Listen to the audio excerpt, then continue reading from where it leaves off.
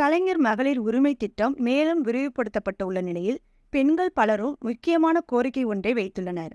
கடந்த ஜனவரி கூடுதல் பயனாளிகள் சேர்க்கப்பட்டனர். இந்த நிலையில் பிப்ரவரி மாதம் இதே திட்டம் மறுவாழ்வு முகாம் பெண்களுக்கும் விரிவுபடுத்தப்பட்டுள்ளது. அதற்கான ஆணை வெளியிடப்பட்டுள்ளது. அதேபோல் இதுவரை விடுபட்ட பெண்களுக்கும் பணம் அனுப்பப்பட முடிவு செய்யப்பட்டுள்ளது.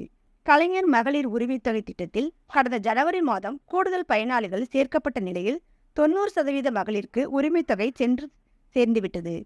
தகுதியான ஒரு சிலர் விடுபட்டு இருந்தாலும் அந்த பட்டியலை மாவட்ட ஆட்சியரிடம் வழங்க திமுகவினரும் அமைச்சர் உதயநிதி ஸ்டாலினும் அறிவுறுத்தியுள்ளனர். கலைஞர் மகளிர் உரிமை திட்டம் மேலும் விரிவுபடுத்தப்பட்ட உள்ள நிலையில் பெண்கள் பலரும் முக்கியமான கோரிக்கை ஒன்றை வைத்துள்ளனர்.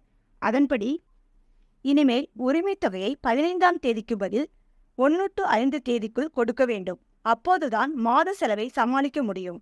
பெரும்பாலும் வீட்டு வாடகை தொடங்கி பல பில்கள் மாதம் முதல் வாரம் கொடுக்கப்பட வேண்டும். அந்த செலவை சமாளிக்க இது உதவியாக இருக்கும்.